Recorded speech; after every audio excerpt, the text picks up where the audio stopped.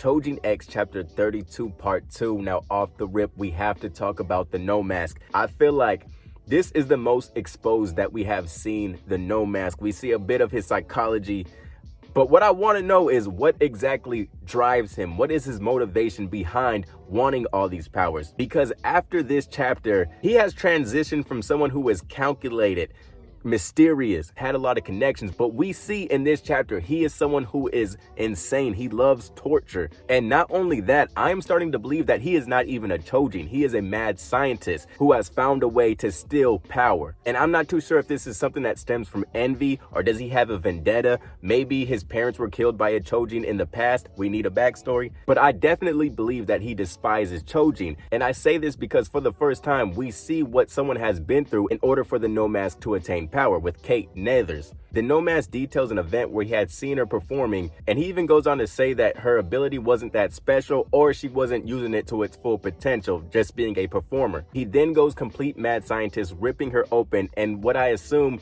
takes a piece of her flesh and places it on his own arm in order to use her portal-like abilities. Extreme measures for a power he thought was mediocre at best. And let us not forget that he also has a group known as the Hero Hunters. And in my opinion, this is something that could only be done by someone who views Choujin from the perspective of being subhuman or just not human at all. If you notice, the No Mask speaks of Choujin as if they are specimen. We see him admiring Tokyo's regenerative abilities, saying that he's healed much quicker than he expected, especially for a beast Choujin. And he is completely fascinated by Ellie, who he calls an enigma. He also fears her a bit, and this part I'm a bit confused. I don't know if he's talking to himself in third person, but he says he cannot have another depriver aside from the Nue, which is the name that Simon had called the No Mask, aka Nue Chimera. But he has many different names, as we heard him called the apothecary, the pharmacist, and so on. And I know that we've been seeing the No Mask from the beginning of the series, but I feel like this was his real debut because initially he's just mysterious, distant, calculative, but all that pent-up mystery makes the subtle things like his laughter and his smile so creepy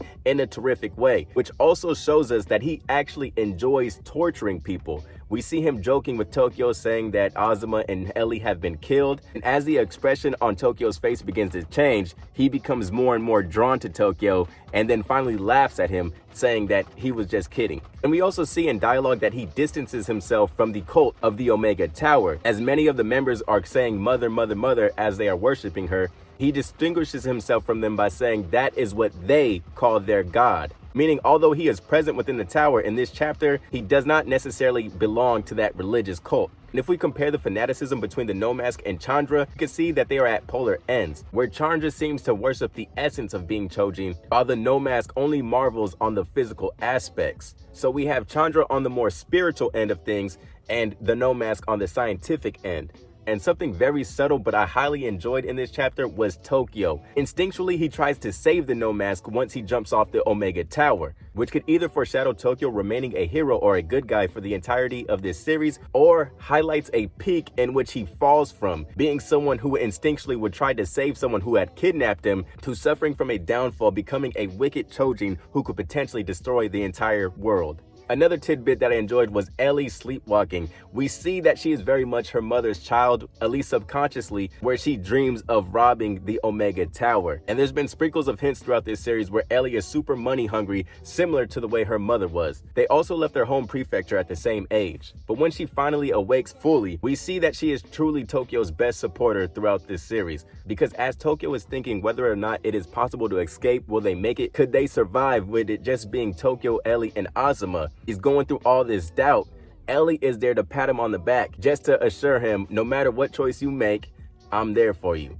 And even though there was no dialogue, we know that's what that meant. But all in all, man, beautiful chapter. And like I said, he's just been pushing these shits out, bro. I'm hyped. I'm hyped. And I'm kind of scared at the same time because I don't know if it's gonna be a short series or a long one, but I hope we get I need like 100 plus. I need 100 plus chapters. But that's all I got. Thank y'all. Happy weekend. Take care.